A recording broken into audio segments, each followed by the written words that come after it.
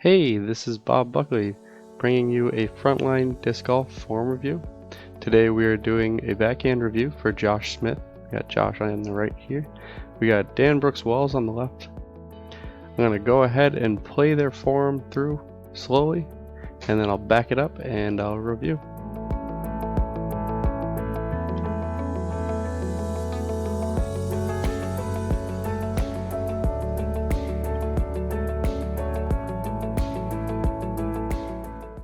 Okay, so the first thing I always say, I will say that Josh's walk up is slower than most that I see, but we can afford to bring that a little bit slower. If I look at, I don't know if you can see this down here, but I have Dan's walk up at 52% speed, while Josh is at 87, so he's a little bit faster than Dan, but he is slower than most. So I usually say this for every form review though.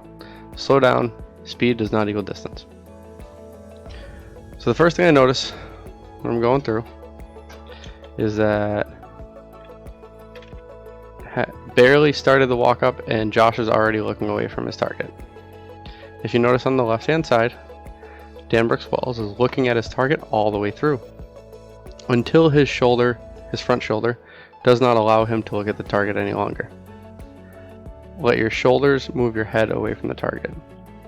So if you watch Dan on the left, as he begins his reach back, his shoulder pushes his chin and he turns his head away from the target.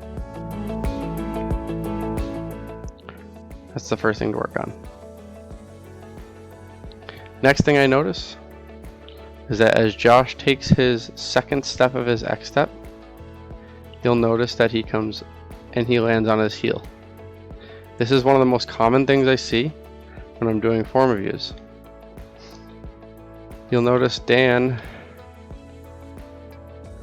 he lands on his toe, but his foot isn't perpendicular to his other foot. It's almost parallel with his other foot. When you land on your toe with your foot perpendicular, it automatically turns your hips. A good way to look at this is stand there in your X step and just rotate that foot perpendicular to parallel, perpendicular to parallel. And as you're doing that, just look at the angle of your hips. You'll notice that just by moving your foot, your hips turn automatically. So we want a flatter, more parallel. Doesn't have to be, you don't want to be flat on your feet, but you want it to be flatter, less on the toe, more parallel. Doesn't have to be exactly parallel, but close to it. Smaller step. As you can see, Dan's here. His hips are at about 30 degrees. His shoulders are still 90 degrees to the target.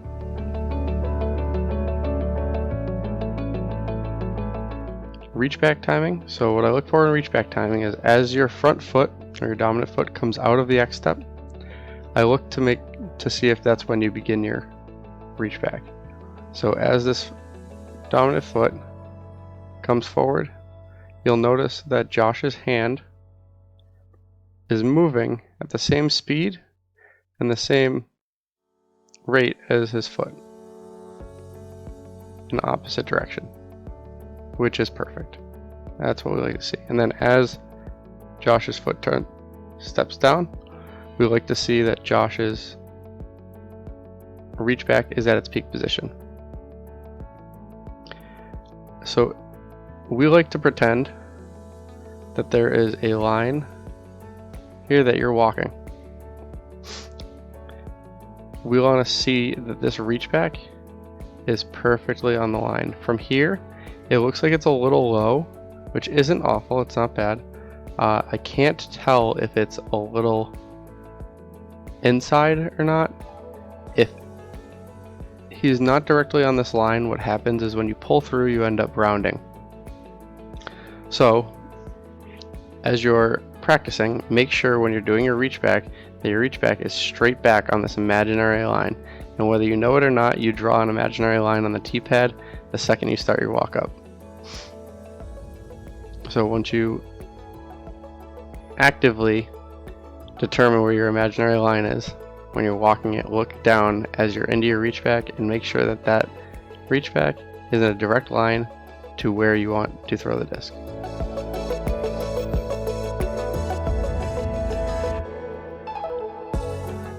Moving forward, we see that we want to see the back shoulder move the head back to position, not the head move the shoulder.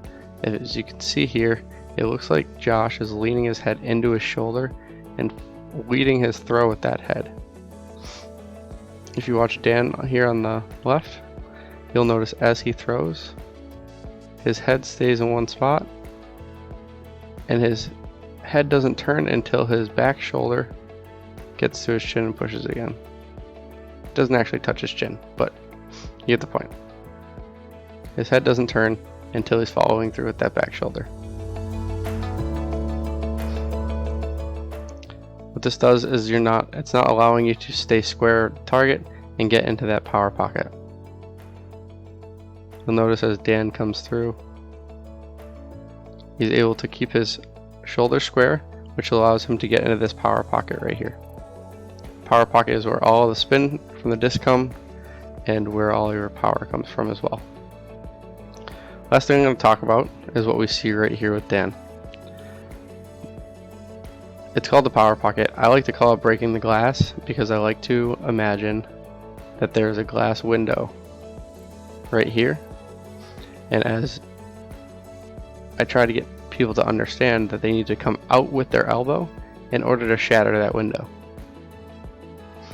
Most people get to about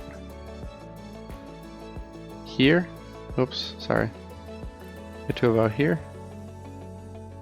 with their elbow, and then their shoulders open up and they don't actually get their elbow all the way out here. We'll look at Josh and notice that while he does get his elbow out away from his body, which is better than most, he is still opening up those shoulders. So as Josh is throwing at his target, his shoulders and his arm are making a 90-degree angle instead of, as we see Dan, if I were to draw a straight line here, it would follow all the way through his shoulders. His shoulders and his arm are making a straight line. This will give consistency in hitting lines. Dan likes to say he designed his game on a linear motion, so everything is in one motion in a straight line. So yeah, do get your elbow out away from the body, but your shoulders are starting to turn at that point. So just really focus on keeping those shoulders perpendicular to that imaginary line that you drew and leading that throw with your elbow. That's all I got for you today. Hopefully you'll learn from it. Hopefully it helps you grow. And remember, speed does not equal distance.